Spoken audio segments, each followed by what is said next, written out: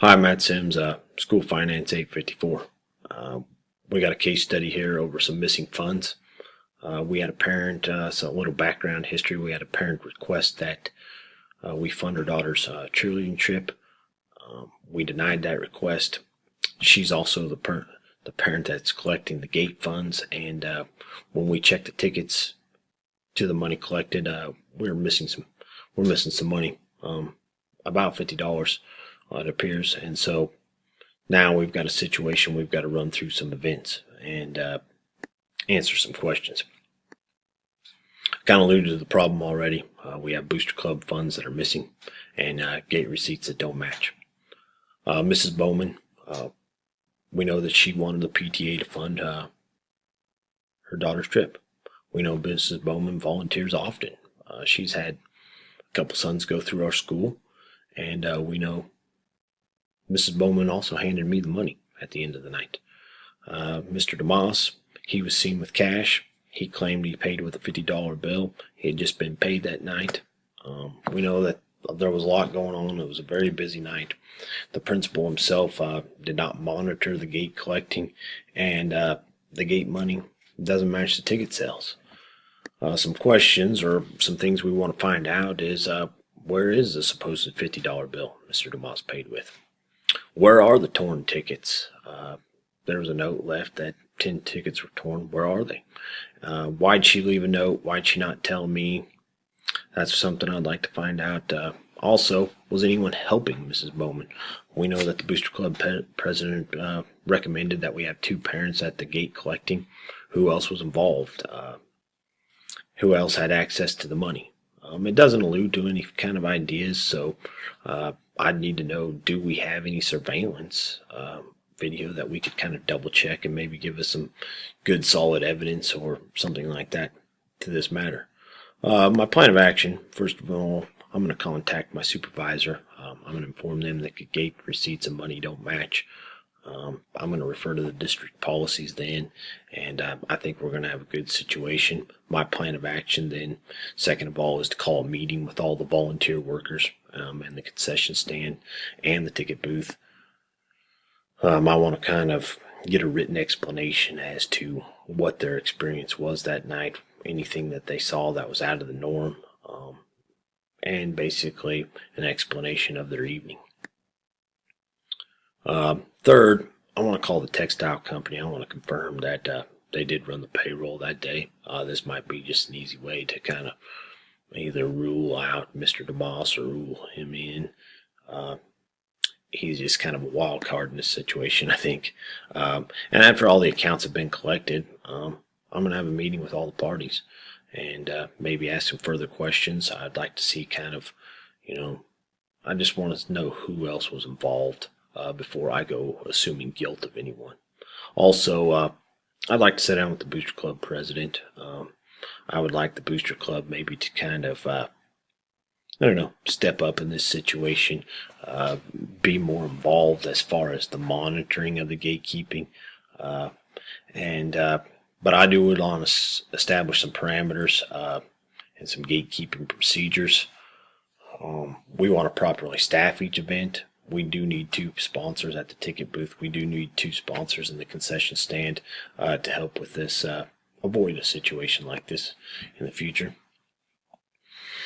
Also, I think that as part of my middle school staff, I maybe need somebody that's going to be the event coordinator that can also help oversee the collecting of the money. Or maybe I could have a couple people that are willing to do some supervising duties. That way the principal himself can oversee gate collecting. This kind of frees the principal up to do a lot of things, even though he's on site in case of an emergency or something was to arise. I think having more help from within would help him establish some good checks and balances for himself as well. My resolution is, hey, we gotta identify why the funds are missing, and we've got to be able to replace that. I would like to resolve this situation as quick as possible, with as little as conflict and embarrassment as possible. Anytime funds go missing, I think it's very embarrassing to the school, to the people working, and Also, I mean, these are parent volunteers, so we do have to find a way that we are protecting them, and not just accusing them. I think that can hurt a good working relationship here. And also, we need to have a plan for reimbursement.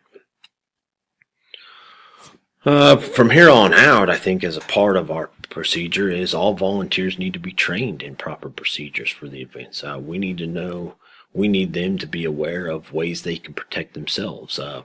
Simple things requiring two people to work the collecting a gate.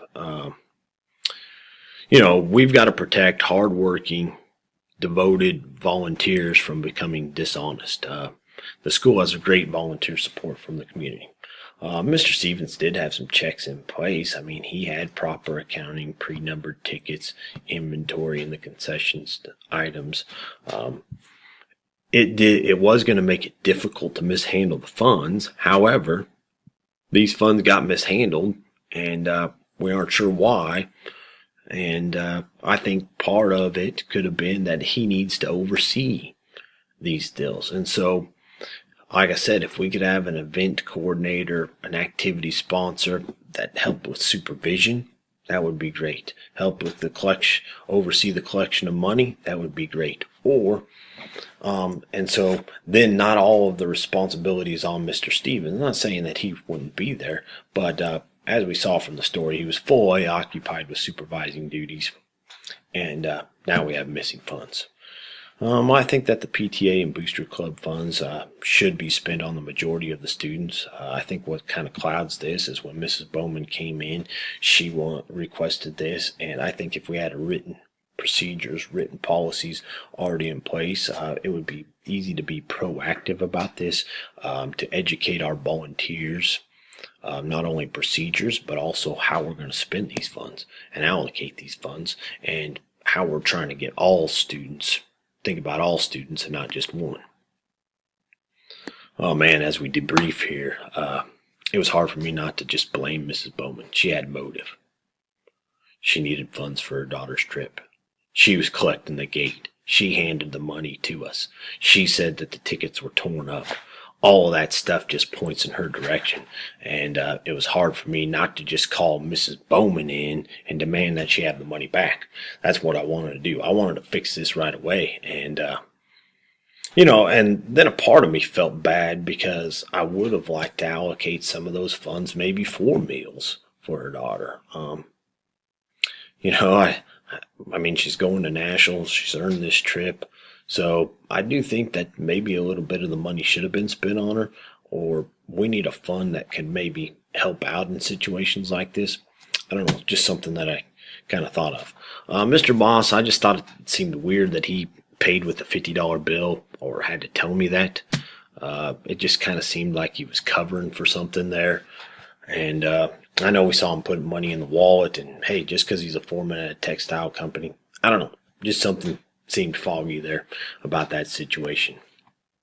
I do think as a result of all of this, I think we're going to have tighter policies, better procedures, and I think we're just going to be more aware that, hey, me as the principal or my event coordinator needs to kind of oversee or be visible to oversee gatekeeping deals. In the end, though, we still don't know who's responsible for the missing funds, and we don't know how we're going to replace those funds.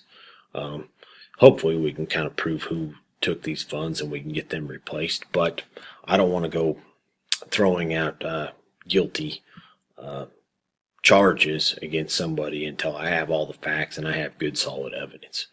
So this was kind of a tough situation for me. I had a lot of questions, a lot of things I wanted to answer, a lot of things I want to know about this deal, which I think you could arise as in a number of situations as a principal or a building leader.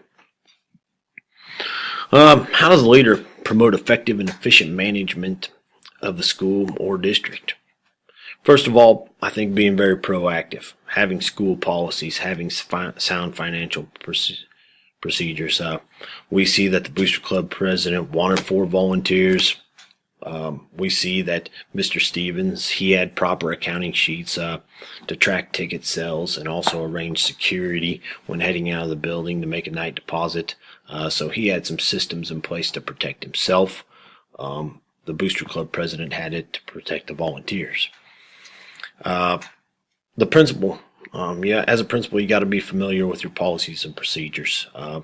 I think having a meeting with new staff, having a meeting with experienced staff, making sure they're on the right track as how we're going to handle money, how we're going to spend money, and getting them involved in the situation, and you as the leader demonstrating those things can make everybody just on the same page as far as finances go.